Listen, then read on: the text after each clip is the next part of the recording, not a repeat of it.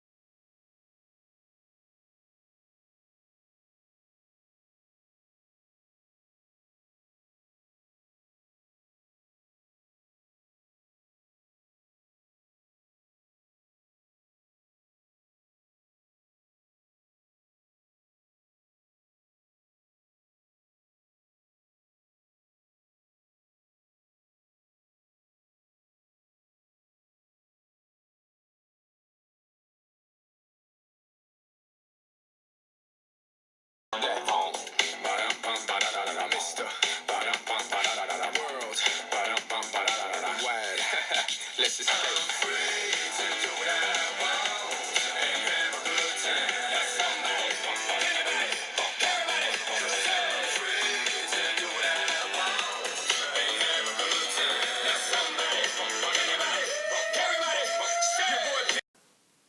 want to thank Pitbull for that quick little music pick me up. I don't think you're free yet, people. We still got 2 more weeks left of studying, but fire out, people. You needed something. So here we go. Let's go to key concept 4.2. This is going to be exciting. Innovations in technology, agriculture, commerce powerfully accelerate the American economy and participatory profound changes. Excuse me, can't read. Precipitating profound changes to U.S. society and to national and regional identities. Oh my goodness, this is economic. The market revolution in antebellum America. Fire up for that. Here we go. Let's go to Roman numeral number one. All right, Roman numeral one is all about new transportation systems and technologies, dramatically expanded manufacturing, agricultural production. Let's write down the market revolution. This is the market economy, which is what America has, saying begins in antebellum America, the early 1800s. We also have the transportation revolution, the industrial revolution, technological revolution. All these things changed America's economy for the better and developed a very strong and profitable market economy. Today, entrepreneurs help to create a market revolution, I like that term, in production and commerce, in which market relationships between producers and consumers came to prevail as manufacture of goods became more organized. So manufacturing becomes important. I highlight that term. All right, so what are we going to write down next to this for key concept A? Just look at my list. All right, John Deere steel plow, 1837, invented. Cyrus McCormick, 1830s. Samuel Slater filed the American factory system around 1800-ish. Cotton gin, 1793. Again, this is like technological revolution for especially agriculture and interchangeable parts developed by Eli Whitney as well, helping manufacturing. The telegraph, 1844, I believe. And then the steamboat, 1807. The Lowell system of Massachusetts. Oops, I didn't mean to do that. Lowell system of the women, the Lowell mill girls. Baldwin Locomotive Works of Pennsylvania. I will skip that one. That's on the exam, my bad. All right, so these are all major events, evidence of the technological revolution during the market economy.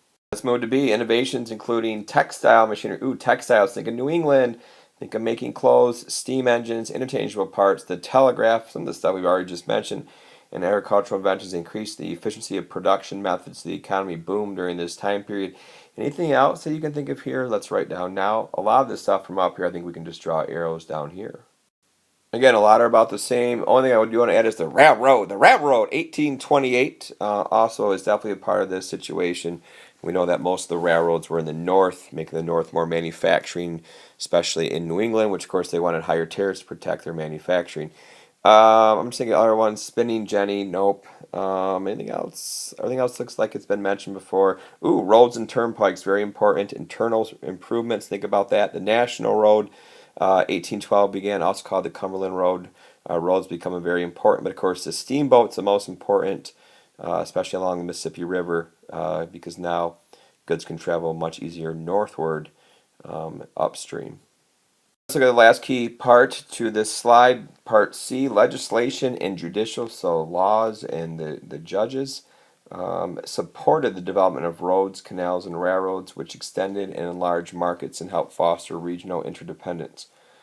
Transportation networks linked the North and Midwest more closely than was linked to the South. Okay, so I think this is important to know. Eventually, the North is probably closer tied with the West, mostly because the railroads linked it much easier, and so did, of course, the national road. The South was kind of more on an island, though they did have this similarity with the West in terms of both were farmers as well.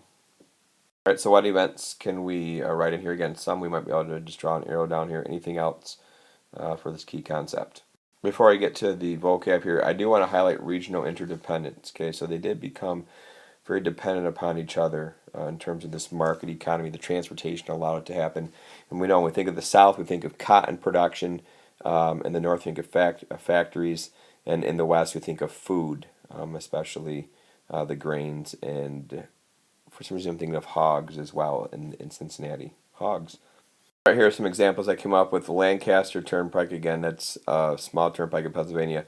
Most important is going to be the National Road, the Cumberland Road. Let's see here. Erie Canal, huge. Put that down, 1870, 1825. That made New York City the main port of the United States, and it kind of diminished the importance of New Orleans and Mississippi River. The Erie Canal connected New York City and the Atlantic Ocean with the Great Lakes. Huge, huge, huge. We know about that. The American system, Henry Clay, three things: higher tariffs, national bank, internal improvements. He wanted a national economy. That's what he was more for. He was, of course, a Whig. Protective tariff, 1816. It's been mentioned before. This basically, we put higher tariffs on goods, mostly protect our factories in the Northeast. The tariff of 1816 is the first time tariffs protected manufacturing. And it kind of hurts our southern farmers, which is a growing problem for the people in the South. This Supreme Court decision I have not heard of. If you want to look it up for kicks and giggles, that's fine. Charles River Bridge versus Warren Bridge. I got nothing on that one. Last thing I do want to mention over this concept is that Jackson, as the president, did not like internal improvements. He vetoed the Maysville Road, and so he was against internal improvements. He was more for a smaller government, despite being an imperial president, much to the chagrin, that's a good word, of Henry Clay. All right, moving on with key concept 4.2, let's look at Roman numeral number 2. The changes caused by the market revolution, again, the big term here, market economy, had significant effects on U.S. society, workers' lives, and gender and family relations. I'm going to go with immigrants here. Maybe immigrants. Could it be immigrants? Maybe. We'll see. Section A, increasing numbers of Americans, especially women and men, working in the factories, so we got to think of New England, the Northeast, no longer relied on semi-subsistence agriculture. Instead, they support themselves producing goods for distant markets. They were wage earners. So this is, again, 1840s. I automatically think of the little girls working in the factories, especially textiles, but it was other people, and especially immigrants coming in this time period, the Irish. So let's see, what people, events, ideas can we write over here? All right, here's my examples. Again, pretty straightforward. Lowell Mills, 1830s, 1840s. Eventually, this system declined because of the Irish immigrants coming to the Lowell, Massachusetts area. Industrial Revolution, again, happens during this time period, the early 1800s. The growth of factories and the factory system as well in New England. Let's go now to B. The growth of manufacturing drove a significant increase in prosperity and standards of living for some. This led to the emergence of a larger middle class and a small but wealthy business elite, but also a large and growing population of laboring poor. So this is a income issue, growing division between the rich and poor. We will see this a lot more post-Civil War, okay, with the Carnegies and the Rockefellers, but it starts to develop during this time period in antebellum America. Again, any people, terms, ideas here that you can think of. I think of the Irish coming to the factories, very poor workers, obviously free blacks as well in the North, and the South, the slaves as well. So definitely a growing division of wealth between the rich and poor. But this is definitely talking more of New England more than anything. Okay, here are my events that I have for this one. Income gap growing between the rich and poor because of manufacturing. The Industrial Revolution did cause that between the capitalists and the working poor. Social hierarchy refers to that division between social classes. Plantation aristocracy, of course, that is widening, especially in the South with the growth and the boom of cotton. Yankee traders, and national trade unions. All right, I'll mention something about unions are starting to develop in antebellum America. Again, the biggest unions are going to be post-Civil War with Knights of Labor and the AFL, but there is a development of some unions. Don't even know any specifics, but I will mention this court case, 1842 Commonwealth v. Hunt. It's in the state of Massachusetts, but it upheld the legalization of unions. This is a first victory for unions, so it did allow unions to form in the state of Massachusetts. Again, it's not a national Supreme Court decision, but it is in Massachusetts. A victory for labor during this growing income inequality. Finally, let's look at C. Gender and family roles change in response to the market revolution, particularly with the growth of definitions of domestic ideals that emphasize separation of public and private spheres. Spheres, this is an important term. I would highlight this: separate spheres, and this is talking about women. Okay, and so now think about this: antebellum America, separate spheres for women. What did women do? Well, women were mostly in the home. They took care of their children. They wanted to make them good American citizens. So connection to the Republican motherhood around 1800 time period. But now during this market revolution, we got to think of one term. I know you know what it is. The role of women is to stay home, to stay at home and take care of the family. It's the cult of domesticity that was developing, and it caused some women's rights leaders to be very unhappy with it, such as Elizabeth Cady Stanton, Susan B. Anthony, Lucretia Mott. So let's see what I had. Do I have any good ones that I guessed? Here they are. Again, there's that term, code of domesticity. We definitely need to know that term. Lydia Child challenged code of domesticity. Again, I don't have any evidence of that, or even Elizabeth Blackwell necessarily. Sojourner Truth, obviously a great abolitionist, wrote Ain't I a Woman? Okay, so that's interesting. Maybe you want to take a peek at that. And the Grimke sisters were also big women's rights leaders. Again, the biggest issue is going to be, of course, Seneca Falls, the right to vote. Elizabeth Cady Stanton, Susan B. Anthony, Lucretia Mott during this time period, challenging the code of domesticity. I would make the synthesis point to Betty Friedan, challenging the happy housewife of the 1950s. All right, moving on, continuing our economic and social key concepts. Let's look at Roman numeral number 3. Economic development shaped settlement and trade patterns, helping to unify the nation while also encouraging the growth of different regions. Interesting. We're looking at settlement and trade patterns, encouraging the growth of different regions. So I think obviously the West is growing during this time period. So is the South, but South is growing more slowly. It's relying on slave labor. The North is seeing some immigrants coming in, the Irish and the Germans. So let's see what we have here. Let's look at A. All right, A says large numbers of internal migrants moved to industrialized northern cities, so that's growth of factories, while many Americans moved west of the Appalachians, developing thriving new communities along the Ohio, Mississippi rivers. So again, this is moving west. This is not quite manifest destiny. That is in the 1840s with Polk, especially moving out to California.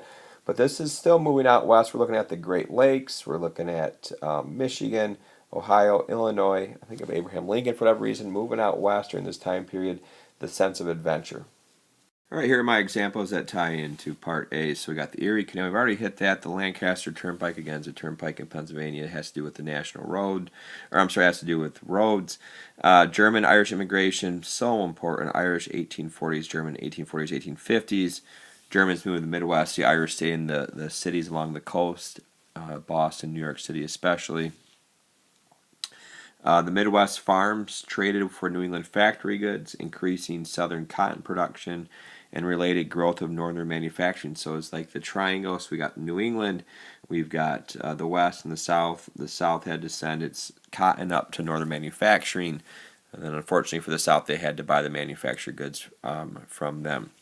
Banking refers to the bust during this time period, and also referring to internal improvements. Again, Henry Clay is the person that's trying to develop a national economy, and it does happen overall, although the federal government does not put a whole lot into internal improvements. A lot of it is because of states' rights people want a smaller national government. All right, continuing our economic topic, increasing southern cotton production and related growth of northern manufacturing, banking, and shipping industries promoted the development of national international commercial ties. So it did talk about, I just mentioned this, the importance of trade between the North and the South, and unfortunately for the South, their reliance on the northern manufacturing because they could only sell their cotton really to the North and then, of course, they had to buy the northern manufactured goods. The South did trade with Europe, but however, because of our tariff, European goods were a lot more expensive for the South, so the South disliked the tariff, and they blamed the North for it. So what events are you thinking for Section B? Here we go. Here's a few examples. I have King Cotton, of course, ruled the Southern economy, and obviously relied a lot on the slave labor to produce the cotton. The protective tariffs helped the northern manufacturing. Unfortunately, it hurt the southern farmer, especially. Textile industry were all in the New England and the North, which the South disliked. And then whaling and fishing industry, I just have this in here. Whaling becomes very important because whale oil is used for light in their homes, and eventually, of course, this is going to be replaced with oil and kerosene, which, of course, is going to make Rockefeller extremely wealthy. C. Southern business leaders continue to rely on the production and export of traditional agricultural staples, so staple crops, cash crops, contributing to the growth and a distinctive Southern regional identity. Again, they're all about slavery was essential to their economy, and they're really all about tobacco in Virginia, in the Chesapeake region, but especially cotton in the South, and cotton flourish in the Deep South caused the need for more and more slaves. So any connections to C? All right, here's a couple ideas that I think you might be familiar with. One is the slow urban growth in the South. Very few large cities. Again, most of the larger cities were along the coast, but because it was so agricultural, there was very few large cities. The planter aristocracy, controlled the Southern economy, controlled the Southern politics, extremely wealthy off the backs of slave labor. And because of the need of more and more slaves, there's a growth in the internal slave trade. Now, we know that in 1808, Congress outlawed the slave trade with other countries. However, slaves could be traded. We've seen images of slave auctions, families being broken up, and that really increased dramatically with the development of cotton in the South. All right, let's look at D, the final one. Plans to further unify the U.S. economy, such as the American system, highlight this term. We've already hit on that a lot with Henry Clay. Generated debates over whether such policies would benefit agriculture or industry, potentially favoring different sections of the country. So there was definitely some conflict with the American system. And do you have any people, events, ideas that you would put in here for D? Okay, here's my list of examples. The protective tariffs. I think 1816 is the most important one because it was the first time we had a tariff to protect manufacturing. 1824, I would not worry about that one, cross that out. But I think the tariff abominations, 1828, was an important tariff. In general, definitely tariffs were increased during this time period until the compromise tariff of 1833. Okay, let's see, Madison's veto of the bonus bill. I don't think I can cross that out. Internal improvements, Henry Clay. Internal improvements, roads, railroads, canals funded by the federal government. Jackson was against it. And most federal funds did not go to internal improvements. Most of them were done by the states, especially the Erie Canal was all done by the state of New York. Clinton's big ditch. Yeah, Hillary. All right, Cumberland National Road.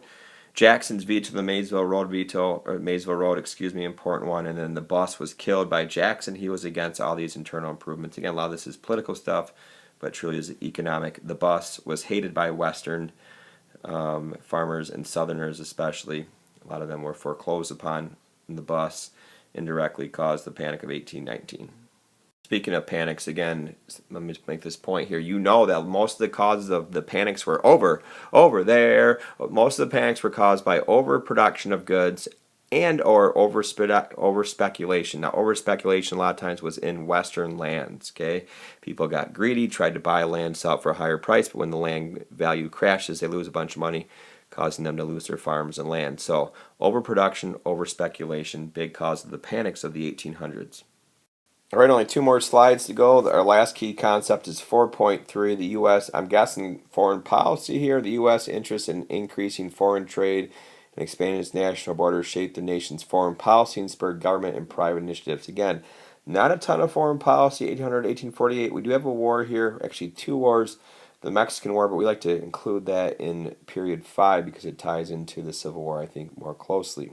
The War of 1812 is the main war during this time period, which I don't know how important that is in APUSH, but it's an important war because I guess it shows that we have arrived as a country. The other foreign policy issue, I guess, is with Native Americans and taking their land and just overriding them as Americans move westward Let's look at Roman numeral number 1. Struggling to create an independent global presence, the United States sought to claim territory through the North American continent and promote foreign trade. So again, we're moving westward. Manifest destiny, especially, is going to be in period 5, but again, that's an important concept in the mid 1840s. So what do we got here? So following the Louisiana Purchase, highlight that. Must know the Louisiana Purchase, Jefferson, 1803. It increased our land dramatically. Did not get us to the Pacific Ocean yet, but it did create a bunch of land in the Great Plains and the Rocky Mountains. The United States government sought to influence and control over North America and the Western Hemisphere through a variety of means, including exploration, moving westward, military actions against Native Americans, Indian removal, and diplomatic efforts such as the Monroe Doctrine highlight that one as well. So what events are we going to write in here? All right, a lot of this should be really familiar to you, except the Rush-Bagot Treaty. What is that? Is that something like Bilbo Baggins? I have no idea. Rush Creek? All right, so cross that out. Convention of 1818, let's cross that one out as well. Adam O'Neill's Treaty 1819, we basically acquired Florida from Spain, so that's the Florida Treaty. We get Florida from Spain. Monroe Doctrine 1823, written by John Q. Adams, a must know. Basically, it's non-intervention and non-colonization. We are not, Europeans cannot come into the Western Hemisphere to colonize more lands or to intervene in any disputes. We promise to not go to Europe. So it is an isolationist policy. But we want Europe to stay out of the Western Hemisphere so the United States can dominate and control which we do, especially in the 1890s as we become imperialist. Get to that later. Disputes over annexation of Texas. Again, Texas gets their independence in 1836. For 9 years, they're the Lone Star Republic, and they want to join the United States. We don't want to let them join because of the issue of slavery. Eventually, we do annex them in 1845. They are a part of our country. Indirectly, that leads and relates to the Mexican War. The Webster-Ashburton Treaty, 1842. I just thinking of Jimmy Fallon, his Treaty of Guadalupe Hidalgo. Where are you going with this? I have no idea. This has to do with the Aroostook War. So it ended the main boundary between us and Canada. Agreement over Oregon, 1846 Mexican War, 1846-1848. I think that is going to be more in period 5. Manifest Destiny, also period 5, but it is technically in period 8 in the 1840s with Polk. Oops, I meant that. Hopefully that's going to stay up here. It's supposed to be up here in A. Sorry. Let's go to B now. All right, B says frontier settlers tended to champion expansion efforts while American Indian resistance led to a sequence of wars and federal efforts to control and relocate American Indian populations. You got to think American Indian Removal Act. Think of Tecumseh, War of 1812. Thinking of that. Think of Trail of Tears, the Seminoles, Osceola, 1830s. Okay, so think of American Indian issues in antebellum America. All right, here we go again. A lot of this stuff should look really familiar to you. Tecumseh's Confederacy, again, that was his resistance in the Old Northwest, and part of that was he was helped by the English. It kind of ties into the War of 1812. And you want to make a connection here. Eventually, Tecumseh is killed by the United States. But he did try to unite and united a lot of the Native American groups in the Old Northwest Great Lakes region. Battle of Tippecanoe is 1811. That's prior to the War of 1812. That's where William Henry Harrison becomes famous in his win there. First Seminole War. Okay, we're talking about issues in Florida. Andrew Jackson's down there fighting the Seminoles. Osceola is going to be later in the 1830s, so that's the second. Is there a difference, Beamer? Not really. I would just know that Florida, we had issues subduing the Seminoles because they did not want to leave because of the Indian Removal Act. Huge event, 1830. Native Americans must be west of the Mississippi River. They had to move, and this is direct cause of the Trail of Tears, 1835 to 1839. Sadness, 15,000 Native Americans in the southeast. Most of them were Cherokees, forced to cross. And then Indian Territory was created in present-day Oklahoma. And all this is eventually going to set the stage for the reservation system, which begins in 1851 with the Fort Laramie Treaty. That's in a later period. Again, this is all in antebellum America. Okay, our final slide, key concept 4.3. We're talking about foreign policy. Let's look at Roman numeral number 2. The United States acquisition of lands in the West gave rise to contests over the extension of slavery in new territories. And again, this eventually is going to be the Mexican War in 1846, but we're not there quite yet. But it is still an issue even before the Mexican War. The lands out west, whether they be free or slave, to me the biggest issue, it's going to be down here, and we'll talk about that when we get to it. All right, let's look at A. As overcultivation depleted arable land in the southeast, Slaveholders began relocating their plantations to more fertile lands west of the Appalachians, where the institution of slavery continued to grow. So I'm thinking of the South, cotton, especially tobacco, as well in the Chesapeake, depleted their resources. So they had to keep moving further and further west, and especially the lands were more fertile. Louisiana, Alabama, Texas. So the westward expansion was going there and bringing more and more slaves. All right, here are my connections to A. Cotton gin, of course, boom, the growth of slavery in production.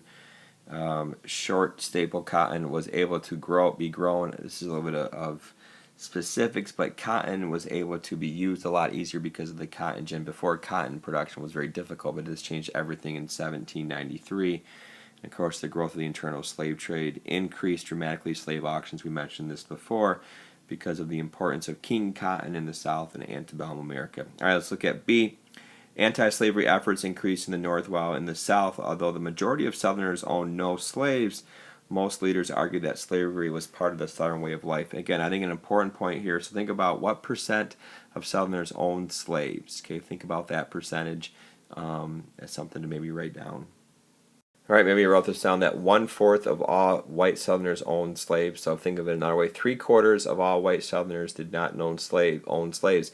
Think of the Southern social class hierarchy. At the very bottom were the slaves, then the free blacks in the South, and then the whites who did not own slaves. And then we have the slave owners. And again, the planters were the highest class, and there was only, maybe a very small minority of planters, but they own majority of slaves. Most of them own 20 or more slaves. So it's a huge division in terms of social and economic wealth. All right, John C. Calhoun, I despise him with a passion, just not a loving person. Again, he actually said that slavery was a positive good. It actually was good for the slaves. Well, why did we have slave rebellions? Why did we have the Underground Railroad? Why did slaves slow down, break their tools if it was such a positive good? Also, white Southerners used biblical justifications for slavery, talking about Moses, okay, be patient. Jesus is going to come and deliver you and free you. And so whites used that for the slave system because there was slavery in the Bible. All right, and then our government, again, we know the Constitution did not say much at all about slavery. They left it up to the state. It's a states' right issue. However, it did allow for the fugitive slave clause early on in the Constitution. Of course, that is greatly going to be increased in the fugitive slave clause in 1850, Compromise of 1850. Of course, the 3/5 clause of the Constitution as well said that slaves count as 3/5 of a person for representation in the House of Representatives. Let's look at our last one, C. Congressional attempts at political compromise, such as Missouri Compromise, highlight this thing must know only temporarily stemmed growing tension between opponents and defenders of slavery. And again, it put the lid on the boiling pot, is what the Missouri Compromise did. This is in 1820. Must know this one. Again, the issue has kind of died down. We did have some flare-ups. We had the Texas issue in 1836, which we held off for 9 years. The gag resolution in 1837 said Congress cannot talk about the issue of slavery. And of course, this is all blown up with the Mexican War in 1846. And what are we going to do with the slaves in the new territories? Because Congress and the Constitution didn't really say anything about that. And a lot of this we'll get to in period 5. So any events right here that tie into that? Obviously, Missouri Compromise, you need to know the details of that. All right, so here are the events that I have for this one. Jefferson's fire bell and the night warrant. Ooh, that sounds interesting. What's that referring to? Again, I think he said that slavery is going to burst upon us like a tornado. Is what he's referring to. Webster-Hayne debate, important event. That's between the Northerner Daniel Webster, the great orator. He's all about unity, versus Senator Hayne from South Carolina. They debated in the Senate, one of the most famous debates ever. Biggest issues were probably states' rights versus federal government and tariffs, but an underlying issue was the whole slavery question, and it did show the tensions already occurring in the North and the South, even though we had the Missouri Compromise keeping the equal balance in the Senate. All right, then I mentioned earlier that the issue over Texas annexation for 9 years, Texas was not brought into the United States because it would throw off the balance of equal representation, free and slave state. Gag resolution or gag rule, 1836 said they could not talk about it in Congress. Final one, Wilmot Proviso, 1846. Again, this ties in with the Mexican War. Wilmot Proviso basically said that it was never passed, but Northerners wanted to get this a law that's saying that any land acquired in the Mexican War would be free of slavery. And of course, the South shot that down, and that is setting the stage and showing the tension between the North and the South as we get into the 1840s, which of course is eventually going to lead to the Civil War, which is what period 5 is all about. We'll get to that next. Good day. Oops, one more thing. And if you're still listening to this, I'm proud of you. Keep working. Don't quit. We got a week or two left. We can do this. You got to work. You got to want it. Fire up. Learn, learn, learn. Love each other. Relationships. Fire up, people. Love A Push.